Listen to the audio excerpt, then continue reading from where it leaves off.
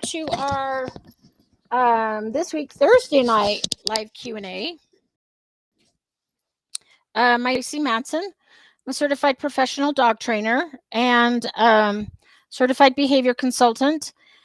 And for the next hour or so, I'm here to answer all of your training questions. When you get on, please just give me your name and where you're from. I just need state, and that will enter you into the drawing. And then about 6-ish, we'll do a drawing for a free bag of training treats. Sorry, I'm trying to get my sweatshirt off because it's like so cold and windy here, but inside the house it's warm. Okay, so we've had spring break around here. So how was everybody's spring break?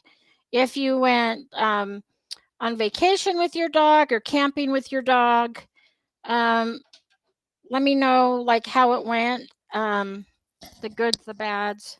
Hey, Rosie, what are you doing? I have an extra puppy here this weekend who is under my desk currently trying to grab something. And I'm not sure what.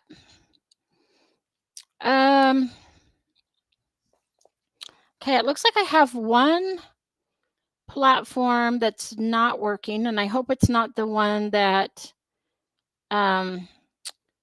usually everybody joins from because that would be really bad. I'm trying to think of a good training tip to talk about while people are jumping on.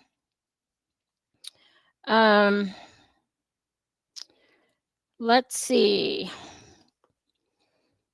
I usually try and pick something from my week or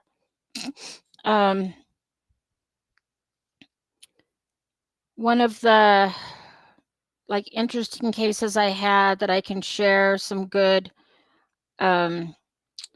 topics or things on. I'm going to click on this really quick and see which.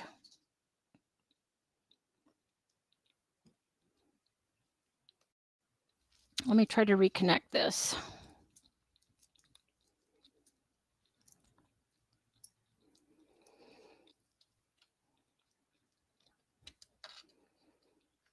Oh dear, it wants a.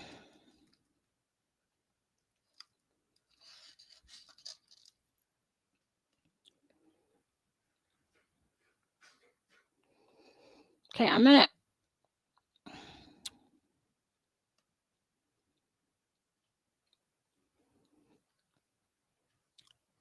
Oh, it should be, they should all be on there. I'm going to try going out and coming back in because I think there might be an error.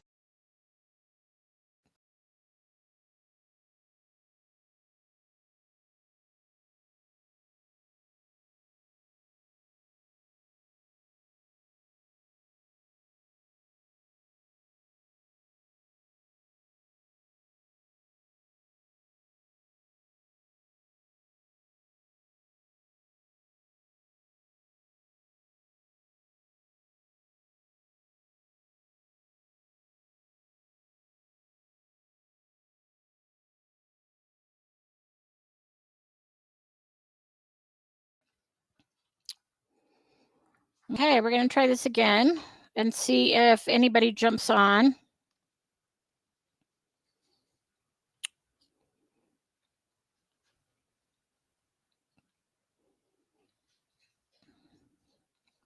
Oh, good. There's Willow. Hey, Willow. I was beginning to think that something was wrong, that it's like nobody's coming on. And I am getting like an error message up top, but I don't know what to do about it. So I'm glad you came on. Okay, I just entered you in the drawing. Okay, so Willow, so far it's just you and me. Anything interesting happen this week with your dog? Oh, so what happened is I was on and I was getting like an error message on one of the platforms because this broadcasts to like YouTube and their Facebook pages and stuff. And so I went out and then came back in. So I kind of logged out and then logged back in to see if that would fix it. And it seems to have fixed it. So anyway, yeah, so how's everything going with you and all of the training things that you've been working on with your dog? And we can start there, and then hopefully some more people will jump on. I'm trying to think of a good training tip.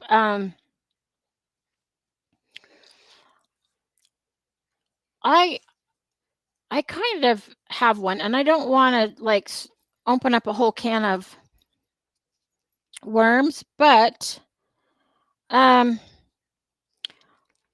just saw a client who had their dog trained by a specific board and train type facility that uses shock collars. And I am very vehemently opposed to shock collars, especially on puppies. I think they have a time and a place, but it's Jade, it's not food. It's definitely, hey Renee, definitely a last resort. Let me find Renee's thing.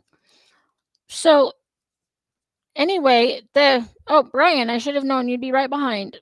There you are. So anyway, this dog came back, and this place trained this dog like a militaristic. Like they told the couple, if your dog isn't looking you in the eye while you're walking, you need to shock. And so wherever you go, your dog should just be looking at you in your eyes. And I said, like, that sounds like a robot. Like, we don't want our dogs to be robots. What kind of quality of life is that? So once I kind of told him our philosophy and why that kind of training doesn't really work. And by the way, no wonder that your dog is acting aggressively towards other dogs right now, because it's been shocked around other dogs. And yes, exactly. It's putting fear into the dog. Exactly. And so I felt so bad. And this was such a sweet dog, but just like has been shut down. And so, one thing, I love training and I love working with my dogs, but if you saw me in public, they are not perfectly trained. But I also want them to be, I don't want them to be like really ill behaved. They're not, but I want them to have a good quality of life. I want them to sniff and explore and have fun and not feel like they have to, hey, Debbie, not feel like they have to be like right at my side, looking me in the eye all the time, or they're going to get punished. Like, that's no fun. Okay, Debbie, I don't think I have a card for you, so I'm going to make one.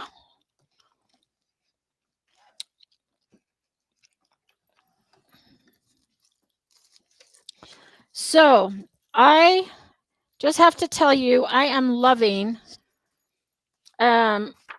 having my office in my house. The only problem is I spend more time working because it's so convenient and it's just here. So like if all the dogs are napping, I'll be working, or if I can't sleep, I'll come down and I'll work. Oh, that's okay, Nicole. So it actually took people a few minutes to get on, and so I thought there was an error. I actually went off and then signed back in. Okay, so Debbie, I'm entering you. Is it Hasselben? Am I saying that right? Whoops. New Jersey. Okay, you're entered. Okay, let me go back up and grab Willow's. Okay, my dog got a hold of Daisy again, but I found out why. It's because she is mentally and physically shut down, so I'm doing some exercises to help her with it. Oh my gosh. So, so how did you find that out? I'm just like super interested now and curious as to um, how you came about finding out that she's mentally and physically shut down. I'm assuming that you're working with a vet or a trainer. Um, and then what are they having you do um, to fix that? Because I love learning from other trainers and other things. So I'm super curious now. So so Willow, if you will share that, I would love to. Um, I would love to see like what's going on. And then while you're doing that,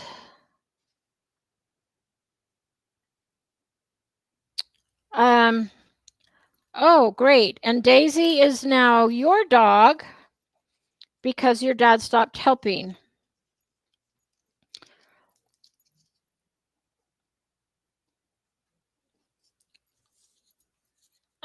Let me just write a couple more names down.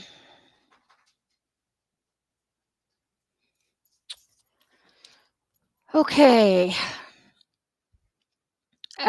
Brian, Peyton has now just started scratching everything. It was okay to go out, but now it's getting out of control. She's doing it all the time, the rug, the bed, and me. She's 17 months. So when you say scratching everything, like what does that look like? Is it like when dogs kind of nest and so they scratch? Because my dogs will like do that to the couch or blankets or stuff like that. Like they'll dig um, to nest. And again, when dogs are around, 16 to 18 months, a year and a half, they go through this other like teenage type phase where um, they might start to push the boundaries. And just think that you have a teenage boy right now. You have a teenager. And so this is when we really just want to be consistent, reward good behavior, redirect bad behavior. If she likes to scratch, give her something else to do. So I like to, sometimes I'll bury treats or toys in the yard in the area where they're allowed to dig. So then they can dig and scratch in that area to find the stuff that I've buried. Or you could even do something like a snuffle mat where they're using their nose, but they can paw at it. So try to think of an outlet that involves you. Stop barking. Why are you barking? Try to find an outlet or something else that Peyton can do. And then if you can give me a little bit more detail as to like what does that scratching look like is she pawing you for attention? What if my dogs do that? It hurt. I mean, it hurts. So I'll just say, "Oh, that hurts," and then I'll ask them to sit or touch or something, anything other than the pawing at me or scratching at me, and then I'll reward that behavior. So I'll interrupt, redirect. Taking one of my vitamins that I forgot to take earlier. Willow, I went to another trainer who works with fixing people's bonds with their dogs. Interesting. She has me going outside with both of them separately and doing some training work with her. She actually looked at me today earlier this morning when I went outside to let her sniff. Good. She also has me doing some mental stimulation things for my dogs as well. That's awesome. Good. Like keep me posted because I'm super interested. And yes, when we have dogs that are shut down, it can be really hard, and sometimes we have to repair that. So I'm working with a client right now with a pit bull that was found in a garbage dumpster, and so probably no socialization. This dog has literally tried to bite me 4 times, like made contact with a part of my clothing. So didn't get me, but got my clothing.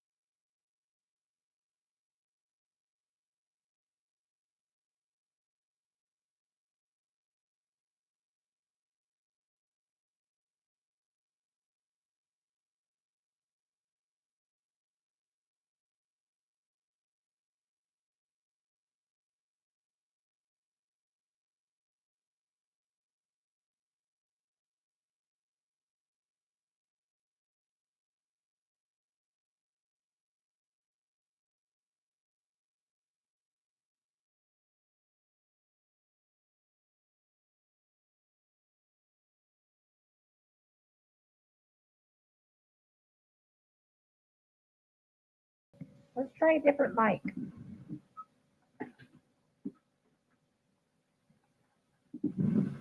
Can you guys hear me now?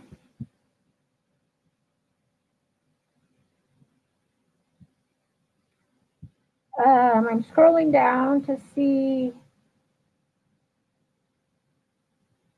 I'm actually not. Yeah, I'm not muted. Oh, I'm back? Are we good? Okay. Sorry about that. I promise I didn't mute. It should, so the sound should be back. If you go back and listen to this, the stuff I just talked about, I was like recommending some books and stuff. Okay, Julie, I need to add you. I have to find your, there we go. Okay. I don't know how long I talked. I didn't scroll down, so I didn't even know that you guys couldn't hear me because I was answering the question about the book. I don't know, Nicole, I don't know if I ever give like really great advice, but it is recorded so you can go back. Any lip readers? Let's see. Yeah, so Debbie, I was talking about basically books for shy and fearful dogs. So the one that Nicole talked about, and then I showed one on the screen. The Cautious Canine is a good one, and then there's one called Scaredy Dog that is really good for fearful dogs. That's basically all I was talking about.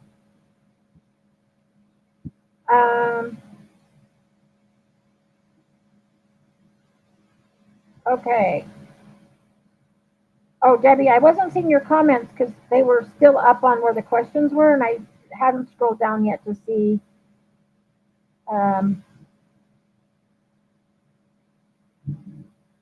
Okay, but you guys can hear me now, right?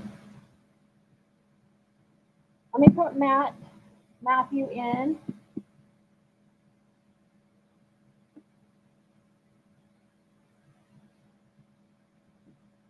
Okay, I'm gonna scroll way down and make sure you guys can hear me. Okay, you can hear me. Okay, good. Okay, so I'm gonna go back up and grab the questions from where we are. Cindy, I need to add you.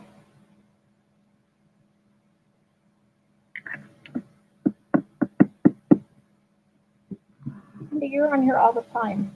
How come I don't have a sheet for you? I'll make one.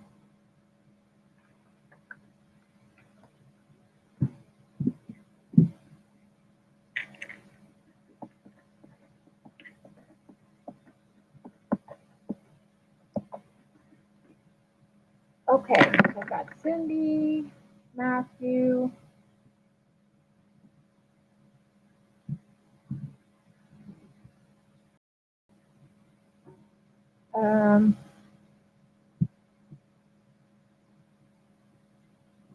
Yeah, Nicole, I was recommending.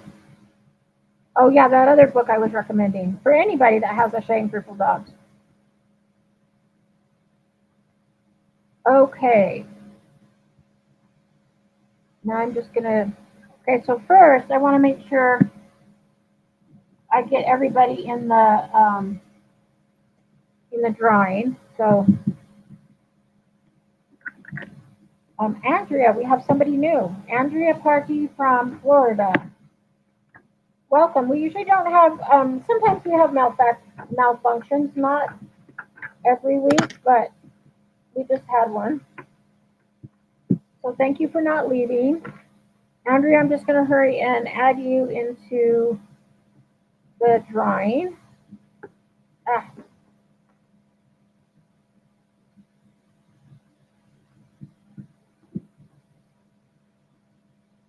We're having wind and snow. I wish I was in Florida right now.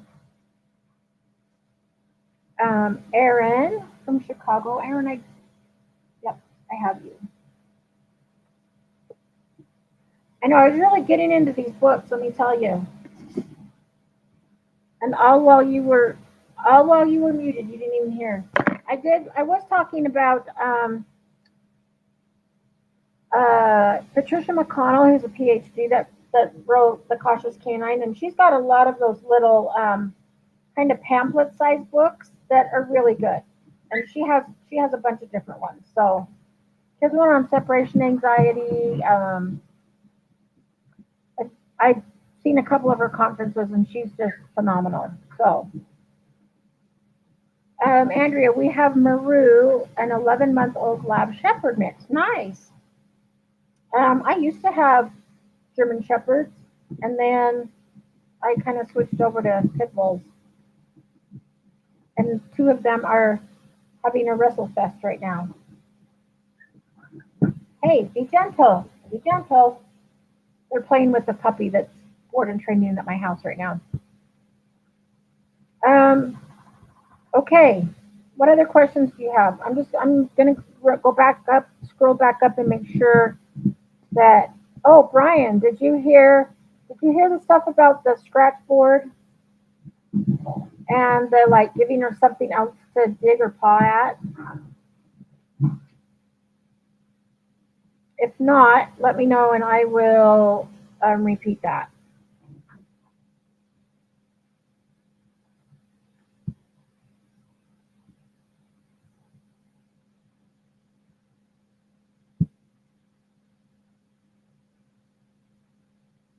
Okay.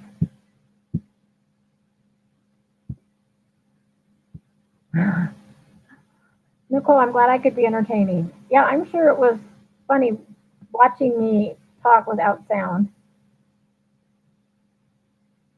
That hasn't that hasn't happened before. I've had technical difficulties, but I don't think with sound.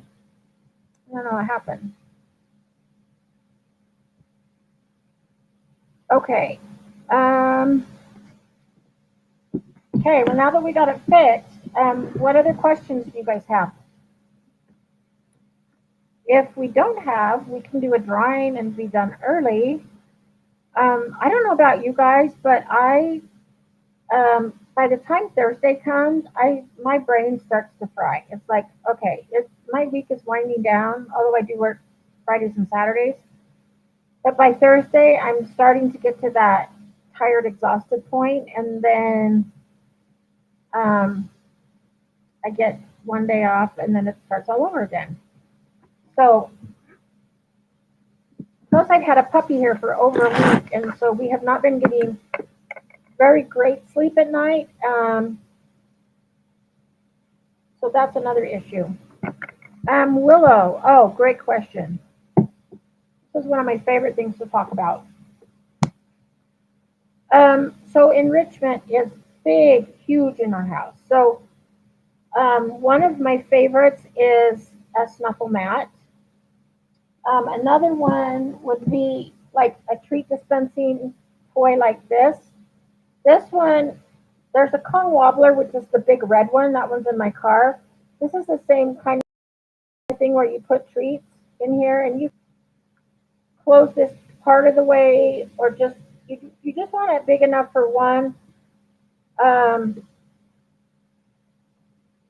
one or two treats to fall out, but then the dog has to paw, tip it over, like figure out how to get the treats out. So it's problem solving.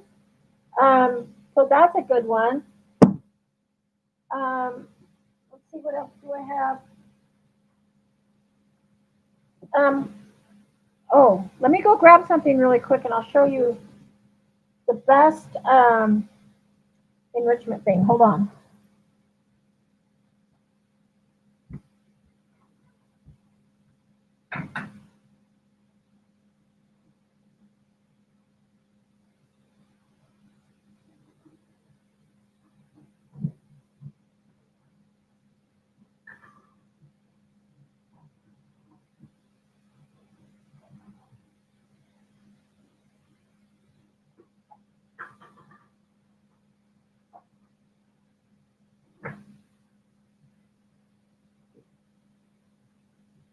Oh, it's nothing for you guys.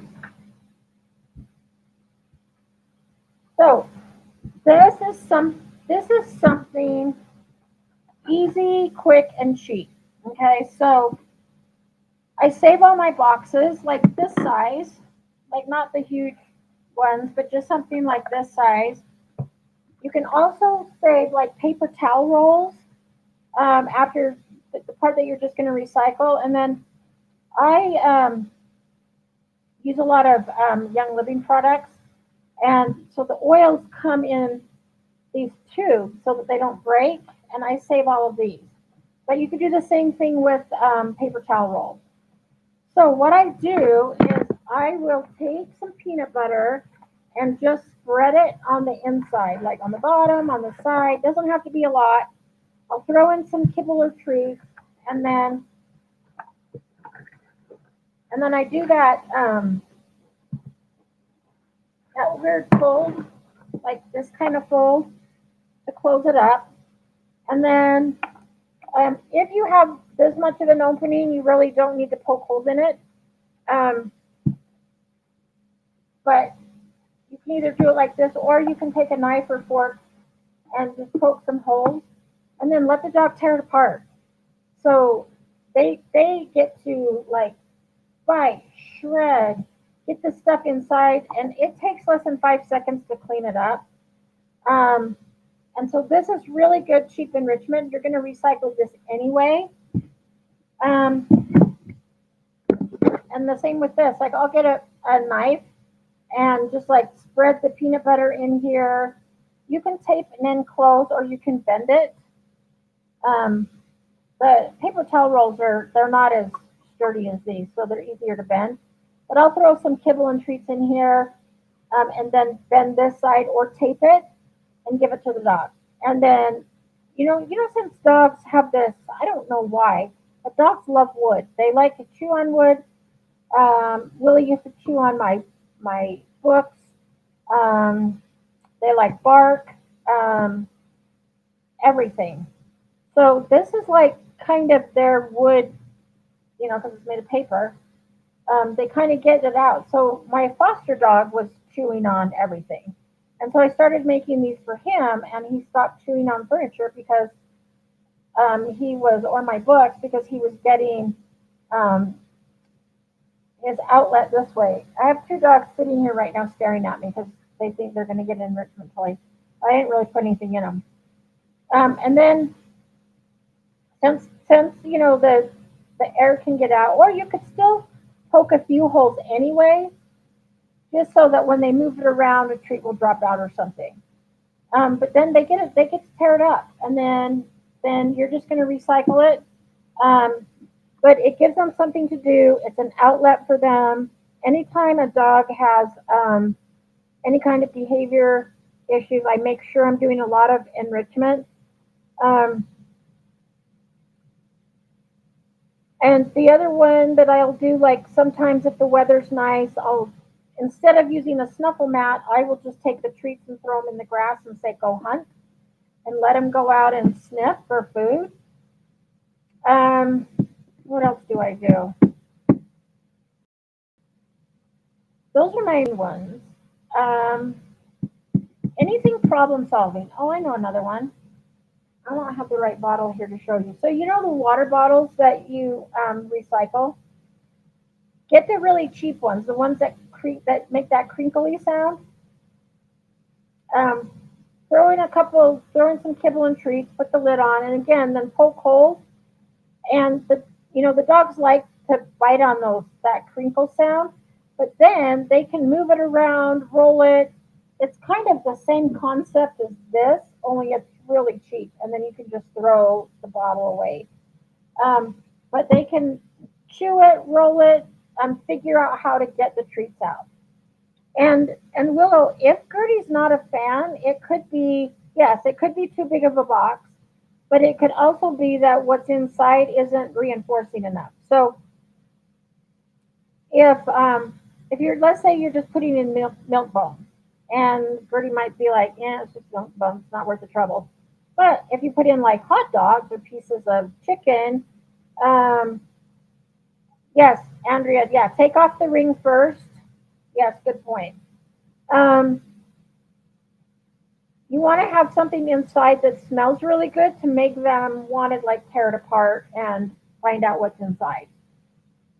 Brian, we use a cupcake tin, put treats in the bottom and put something on over the treats. Yeah, yeah. So you can do that same thing. So puzzle for hey Rosie, Rosie, here. Good girl. Um, so yeah, things like that. Those are my kind of my go-to enrichment. You know, there is a Facebook page on just about enrichment and enrichment toys. So I'm not on that page because I'm on so many Facebook pages right now. I can't keep up with them all. But I know there is a Facebook page that is just for enrichment. So you could check out some stuff there. And if you want to email me, I have a handout on enrichment, and it might have a couple of different ideas, but the ones that I just talked about are pretty much my go-to. The go hunt you can do anywhere. You can do it in the grass, the snow, on walks, um, anything. So that's a really good one, and you don't need anything except for treats. Um, okay. Yes, Brian, send me a video. Absolutely. Um, and the other thing, Willow, is the puzzles. Get like the treat dispensing puzzles. So like, they also have balls like this, but they're just round, so the dogs have to roll them around. I had one, but Willy Wonka what took off with it somewhere. Um, but there's one that rolls, and when it rolls, the treats come out. So the dogs will like move it with their head, move it with their paws. I should videotape Willie doing it because it's hilarious. Um, but the puzzle toys where you put a treat under it and they have to move it. I like those, but I think they're kind of pricey. And once the dog figures it out, then it's no longer a challenge, and they can just do it. And so then it's kind of lost its value. So that's why I don't use those. I have spent money on them in the past, and then realized, oh, my dog figured this out. They don't want to do it anymore, and now I have this $30 puzzle. So yeah, I like the treat dispensing ones better, where they have to figure out how to get the food out. Um, okay, Julie, this is a great question. I'm not sure how to release my dog when he is in a stay. Um, Not always. So if I do a stay, like I'll tell the dog stay. I start with one step back, and then I go forward a step, click and treat. But even if I click and treat, I haven't released. So when I release, I take a treat and throw it away from the dog, and I'll say free, FREE, and that means he's released. Or you can say release. You can say all done. I wouldn't say okay, because you have your dog in a downstay and you're talking to someone. Think about how many times you say okay. Um, so I say free. And so if I'm a ways away, I can say free, or I'll say come and have my dog come to me. Or if they're just free to go wherever, that's what I do. Um, so I will practice doing a stay where sometimes I go back to them, click and treat, and then release. Sometimes I'm away from them, I'll click and treat and then release. Um, or actually, if they're far away, I won't. I won't. Well, you could still click and then take the treat that they just earned, but throw it away from them and say free or release. So that's kind of the way I do it. Is I have a release word, but you don't always have to go back to your dog. What I tell my new dog clients is, while we're building duration and distance, sometimes you go back and click and treat. Sometimes you just go back and pet them and say, good stay, now stay again. Because even if you pet them or click and treat, they still haven't technically been released. And then sometimes I'll take a step to the side or the other side, or I'll start to walk around them. And sometimes I'll move back and I'll call them to me. So if I say the COME word, then they know they can break and come to me. But if I say free, that means they can break their stay and go do whatever they want. So does that make sense? And I would start with short, like 5 seconds. And yes, in the beginning, you do go back and reward them. But let's say that oh, your dog's across the street and a truck's coming, and you're saying stay, and the dog stays. Then you don't necessarily have to go over to the dog and reward. Then you can say like free, come, or just say come, and that means to the dog, I get to come to you. And then when they come to me, then I click and treat. So in the beginning, yes, I do go back to them and treat, but not always. Once we learn recall, then I add recall into the mix where, and it actually makes the dog pay attention more because they don't know what's coming next. It's like, is she going to walk around me? Is she going to click and treat me? Is she going to pet me? Or do I get to come to her? Or do I just get to be free? So I mix it up a lot so that the dog pays attention more. So that's at least the way I learned it. Um, let's see. Oh, canine enrichment. Thank you, Nicole. Yeah. Um, oh, Renee, that's another good one. 2 or 3 solo cups with treats underneath. Oh, I remember another one that I do. So I'll use these same kind of boxes, and I'll get like 3 or 4 of them, and I'll put a hot dog in one of them, like a piece of hot dog in one, and then I start with maybe 3, and then I build up to 8. But then, so the dog's out of the room when I'm putting them in. Then I bring the dog in and I say, like, find it or search, or you can use whatever you want. And the dog has to search the boxes to find out which one has the treat in it. Um, but I also use cardboard bowls. Yeah, yeah, you could use that. So, um, again, it's just more nose work. So the dog starts with 3 boxes, and then eventually you get to 8 where they have to like go around and sniff, and you'll be able to tell when they hit the box with the treat because they'll stop, or they might paw at it or something like that, and then you can just praise them like, oh yeah, good job, you found it, and then play with the box, like get them engaged with the box until it eventually like opens and they can have the hot dog out of it. So that's another one that I really like to do. Um, Another one, you could hide treats around your house and then bring the dog in and say, find it, and let your dog just use its nose, sniff around, find the treats. Like, I don't make it too hard at first, like behind chair legs or um, like on the TV stand or something like that. So they have to use their nose to find it, but it's not like super difficult or they have to jump to find it or crawl through something they can't fit in. So that's another one that I do. Um,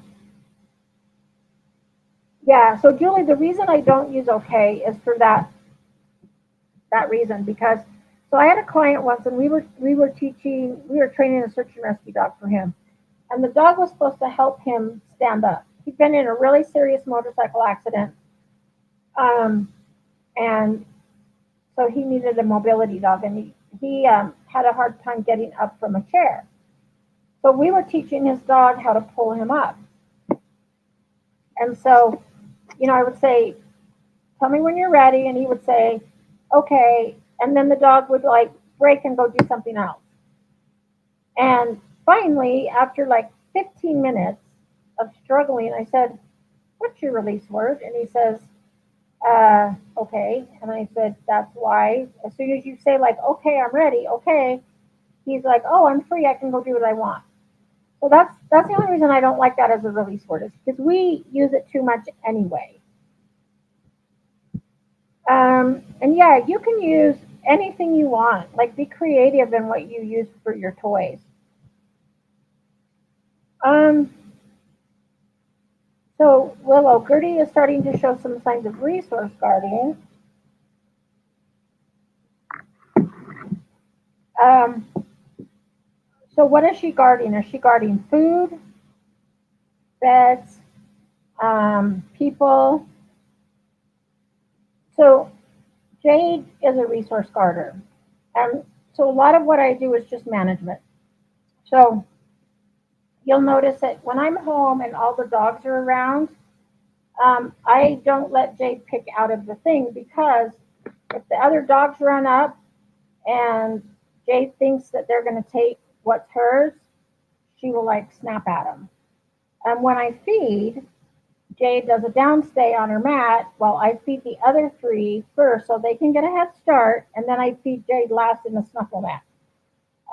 So I do a lot of management, but I know what her triggers are, and like she kind of guards the laundry room because that's where I keep the dog food. So um, if I'm going to get the food ready, I'll take her in with me, but then close the door so none of the other dogs can even get in or near when I'm getting the food ready. So a lot of it's management, but you can um, you can do things like create training scenarios. So let's say that Gertie is, guarding her food bowl. Um, then you could like, okay, I mean, you can do this with a dog, or I would start with just a person. So from a distance, while Gertie's eating her food, walk by and toss another um, treat in her bowl for being calm. And then you can get a little bit closer, and when you walk by, drop a little piece of hot dog in her bowl. So in her mind, it's like, oh, when people walk by when I'm eating, I get treats, or I get more food. And then you can walk by with the other dog. Again, I would have both dogs on leash. I would have somebody help you, and you start to walk the. So let's say you're doing it with Daisy. You walk Daisy from a distance, walk by, and if Gertie's calm, um, whoever's holding Gertie's leash drops a treat in the bowl. And then you slowly get closer, closer, and closer until I don't ever let two dogs go up to the same bowl because that's just asking for problems. But yeah, so it has to be like rewarding for Gertie to have another dog or a person or whoever she guards from. It has to be rewarding for her when they're present. So the easiest way to do that is to just drop more treats in or more food in. It has to be something good like hot dog, salmon treats, something like that. Um, Another really good book for resource guarding is called Mine.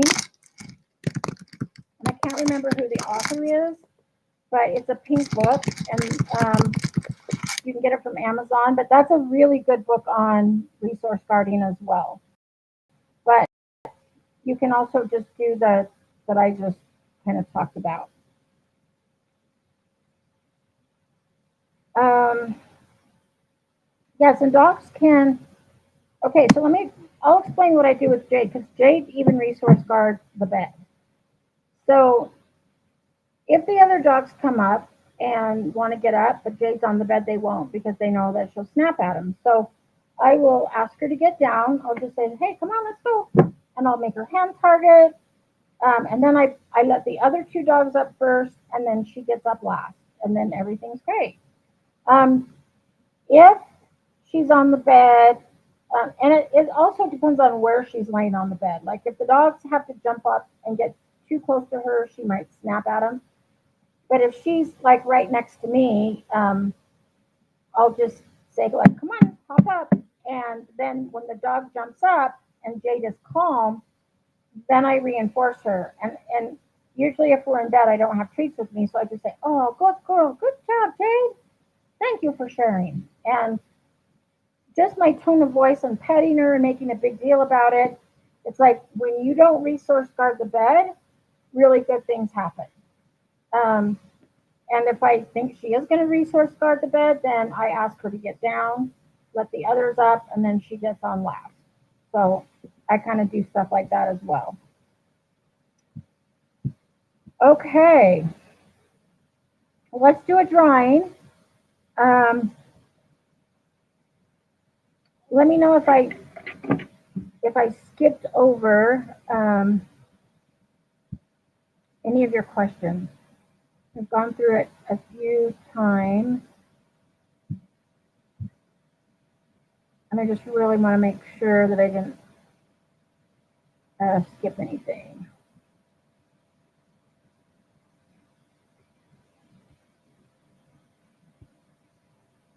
I'm laughing at all the comments. We can't hear you. Where'd you go?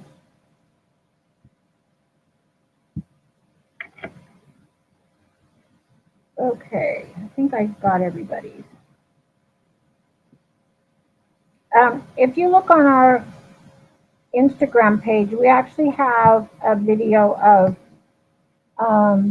we have a whole, like an enrichment video, and we have Maddie doing things in a cupcake tin. We have a snuffle mat, enrichment box, like, stuff like that. So, okay. I'll mix all these up.